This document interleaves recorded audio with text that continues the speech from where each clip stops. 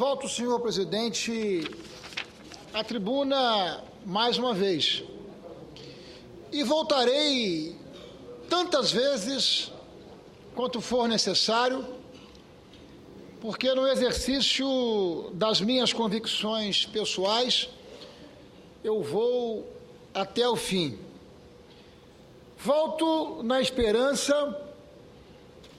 de sensibilizar a classe política, de modo especial os nossos colegas deputados federais, para a necessidade nessa hora derradeira em que o debate relacionado à distribuição dos royalties encontra, como se diz, senador Tomás, na marca do pênalti, sensibilizar os deputados federais para a necessidade de enfrentarmos esse tema com mais seriedade, pela relevância do problema e da consequência federativa que esse tema poderá se traduzir se nós continuarmos vendo, lamentavelmente, esse tema sendo debatido e, quem sabe, votado, rasgando e violentando contratos assinados. Eu não discuto aqui que o parlamento deve ser independente para tomar suas decisões políticas, como resultado, é verdade, do voto popular que foi depositado aos seus representantes pelo povo brasileiro, não apenas na Câmara, mas aqui no Senado. Mas é também incontestável que essas decisões devem ser adotadas mediante a consideração de padrões mínimos de razoabilidade, o que passa certamente pelo respeito à Constituição Federal, Constituição essa que todos nós juramos respeitá-la quando nós assumimos o nosso mandato. Do contrário, meu caro senador Paulo Paim, nós estaremos voltando ao chamado Estado de natureza, referido pelos filósofos contratualistas como a era que antecede ao surgimento do Estado e do direito, em que prevalecia o uso da força e o massacre das maiorias sobre as minorias. Não pode uma maioria, sob qualquer pretexto e condição, esmagar a minoria, porque a consequência disso será seguramente a insegurança jurídica. É absolutamente incompatível com o Estado de Direito a supressão por uma maioria parlamentar de direitos que a Constituição atribui aos estados e municípios afetados pela exploração do petróleo. Fiz uma pesquisa e identifiquei que pela primeira vez, a primeira vez que se tratou desse tema, royalty, foi em 1953. E quando se tratou desse tema, se tratou como indenização. Indenização pelos impactos que a exploração do petróleo gera nos nossos territórios, nas nossas cidades, nos nossos estados. Mas o esmagamento da maioria não é democracia. Isso é arbitrariedade, isso é autoritarismo que tantos lutaram e tombaram dando a sua vida para que nós pudéssemos ter as nossas instituições funcionando republicamente e funcionando democraticamente. Dirijo-me hoje, mais uma vez, além, evidentemente, dos nossos senadoras e senadores aqui, aos integrantes da Câmara Federal e também à nossa presidente da República.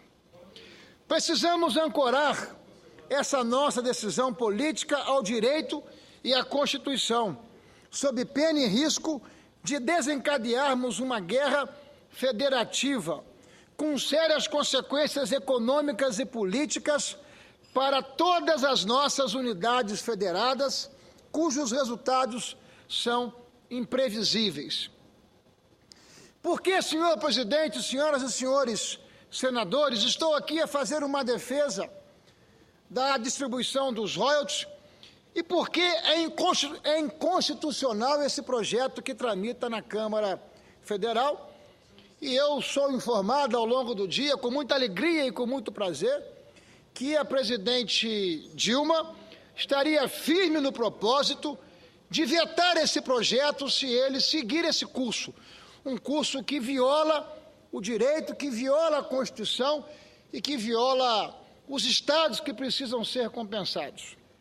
Primeiro, o objetivo do projeto de lei, aprovado por esta Casa em 19/10/2011, que hoje se encontra submetido à apreciação da Câmara, onde se encontra registrado como PL 2565.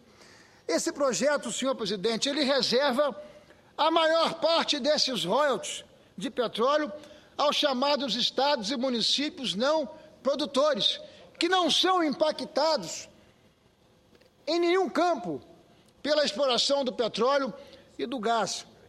Por que esse projeto é inconstitucional?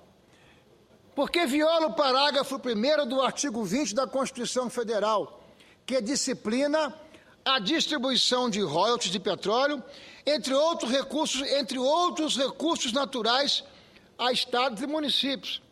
Não trata o artigo 20 apenas de petróleo, trata de todos os recursos naturais, inclusive o minério de ferro.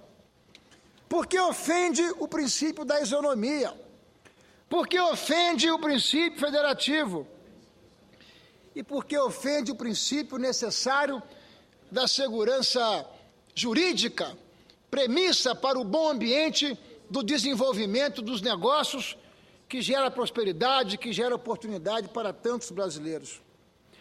A distribuição de royalties de petróleo a todas as unidades federadas viola o parágrafo 1º do artigo 20 da Constituição, porque esse é um dispositivo constitucional, inclusive já interpretado pelo Supremo Tribunal Federal por ocasião do julgamento de processos relativos à compensação financeira pela exploração de recursos naturais, o chamado CEFEM, que são os royalties da mineração, que tem por finalidade a compensação ou indenização das unidades federadas que são afetadas pela exploração do petróleo, pelos reflexos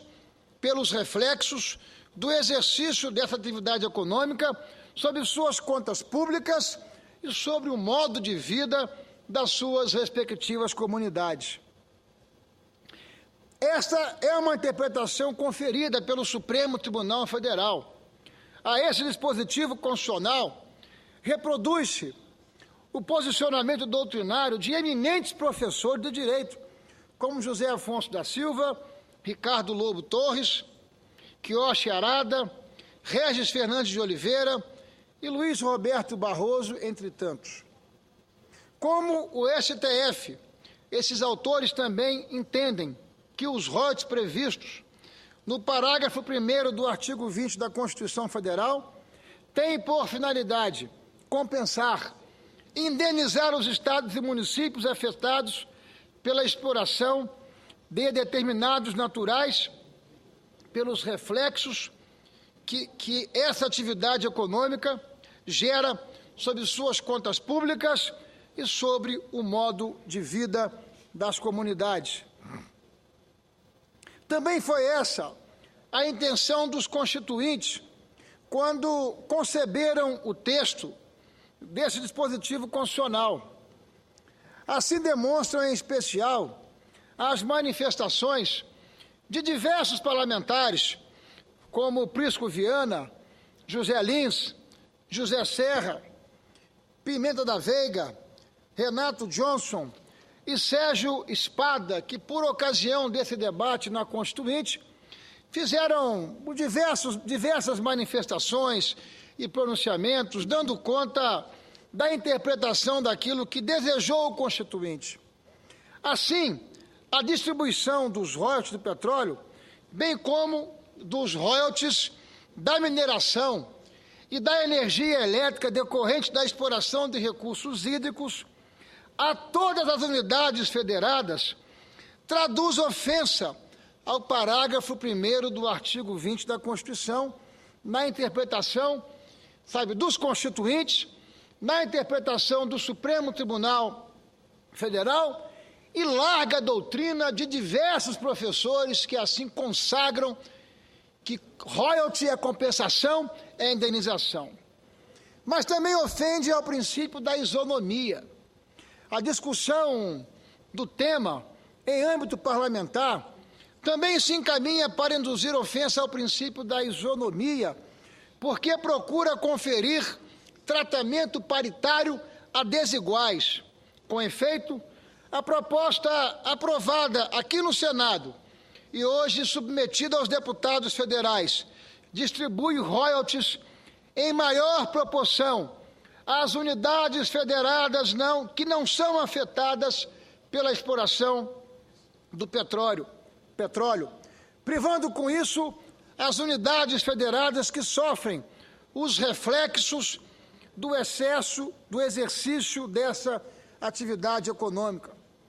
Mas não apenas também uma ofensa ao princípio da isonomia, porque trata de forma igual, desiguais, aquele que é alcançado, aquele que tem impacto com aquele que não o tem. Mas também ofende a Federação Brasileira.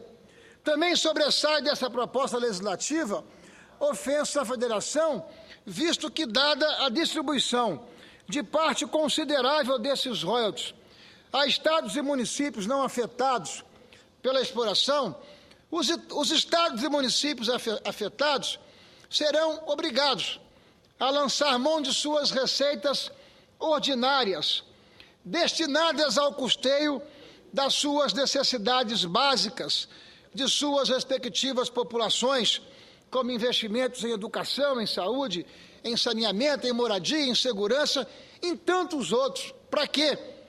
Para cobrir os riscos e os custos inerentes ao exercício da atividade extrativa mineral, petroleira ou de recursos naturais. Esse é um desequilíbrio que ofende o nosso pacto federativo.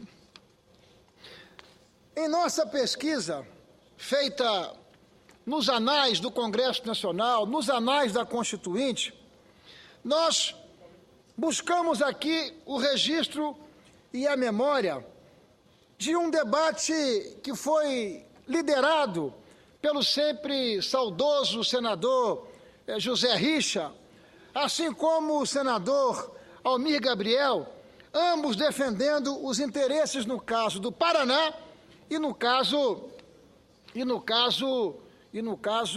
do Pará. E qual foi o entendimento político naquela época que deu origem a dois dispositivos da Constituição? Daí porque é preciso ler o parágrafo 1º do artigo 20, em combinação com o 10º do artigo 155, ambos da Constituição Federal. O que fez? Estabeleceu-se que o ICM não incidiria sobre operações que se destinassem a outros estados, no caso do petróleo, lubrificante, combustíveis líquidos e gasosos, derivados e de energia elétrica. Assim decidiu o Constituinte de maneira excepcional. Tira-se o ICMS da origem e se dá aos estados uma compensação financeira pela perda dessa receita. Ou seja, em todos os casos em que você tem gravado o ICMS, em todos eles, a incidência se dá na origem, no destino. O único caso em que se dá na origem, onde é consumido o produto, onde não há repartição, são os casos dos combustíveis, óleos, lubrificantes, derivados, enfim, do petróleo, e o ICMS da energia elétrica. Essa afirmação do ministro Jobim, então constituinte, foi inclusive encampada pela Advocacia Geral da União, em recente manifestação jurídica apresentada na ação direta número 4846, que foi proposta pelo governo do Estado do Espírito Santo, contra o artigo 9º da Lei Federal 7.990, que prevê a distribuição de 25% dos royalties do petróleo recebidos pelo Estado a seus respectivos municípios. Consta daquele documento que foi encaminhado ao Supremo Tribunal Federal pela própria Presidente da República, que esse relato do ministro Nelson Jobim, aspas, é um testemunho histórico de fundamental relevância, que revela que os royalties de petróleo só existem em razão da isenção proposta no artigo 155, parágrafo 2º, 10b, fruto de uma vontade legislativa de compor os interesses de todos os entes da federação sem lhes impor prejuízos. Se os estados produtores são indenizados por esses impactos, os estados não produtores são compensados, e assim legislou o Constituinte, pelo ICMS do combustível que é consumido em seu local de origem. Foi uma forma equilibrada que o Constituinte encontrou de contemplar o conjunto dos estados federados. Regra essa que deseja a Câmara Federal quebrar. Mas eu tenho aqui e devo aqui manifestar toda a minha confiança, toda a minha expectativa e toda a minha esperança que a presidente Dilma, que de forma corajosa já manifestou a sua opinião em Congresso, com mais de 4.000 prefeitos, que o caminho é o caminho da segurança jurídica, que o caminho é o caminho de nós considerarmos todos os contratos que foram assinados. A minha manifestação, a minha confiança é que a presidente da República faça justiça com esses estados e que nós possamos, caso esse projeto seja votado, que ele possa ser vetado e que nós possamos recuperar devidamente o projeto, esse sim, equilibrado, que foi construído pelo ex-presidente Lula. Esse sim, um projeto equilibrado. Esse sim, um projeto que, de certa forma, ele redistribui, mas ele não rasga contrato, ele não retroage, ele olha para o futuro. Em cima de novos contratos, aí sim, os estados produtores poderiam e deveriam até ser solidários com o conjunto dos estados brasileiros, para que todos, de alguma forma, pudessem ter acesso, mas dentro desse princípio, novos contratos. Senhor presidente, senhoras e senhores senadores, as consequências econômicas e sociais de uma decisão como essa, que eu não acredito que vá se consolidar, porque tenho expectativa que a presidente Dilma vá vetar. São consequências econômicas, são consequências sociais, já devidamente finalizadas aqui no Senado e também lá na Câmara Federal. De modo, senhor presidente, senhoras e senhores senadores, que esse tratamento inconstitucional, injusto e até mesmo maldoso, que a maioria parlamentar procura conferir à minoria, composta pelos representantes dos estados e municípios produtores, poderá trazer no plano político consequências, acho eu, nefastas e perversas. Eu acho que nós precisamos encontrar um leito, eu acho que nós precisamos, num momento como esse, exercermos a solidariedade federativa, porque o debate que se segue será um debate em relação também à distribuição do minério de ferro. É justo todo o Brasil ser compensado ou ser contemplado pelo minério que Minas Gerais produz, que o Pará produz? Não, porque esse minério que é produzido lá em Minas, esse minério que é produzido no Pará, ele gera consequências, ele gera impactos ambientais, ele gera demandas no campo da infraestrutura, no estado de Minas e no estado do Pará, não apenas no estado, mas nos municípios onde se dá essa extração. E não seria justo que nós pudéssemos fazer a divisão desses encargos por todos os nossos municípios e estados, sem considerar,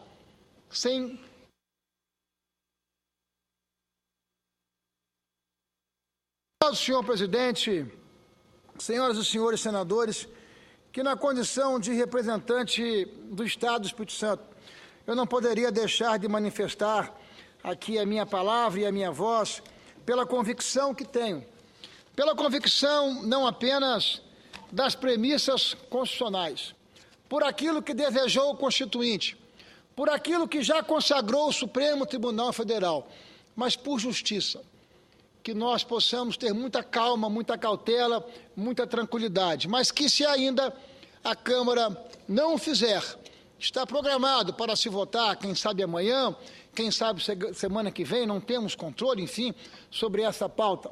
Mas se a Câmara enveredasse por esse caminho, eu quero manifestar aqui, nessa hora derradeira, a minha confiança, a minha expectativa que a presidente Dilma Rousseff possa vetar e nós possamos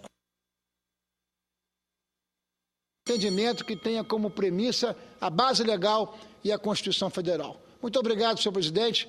Muito obrigado, senhoras e senhores senadores.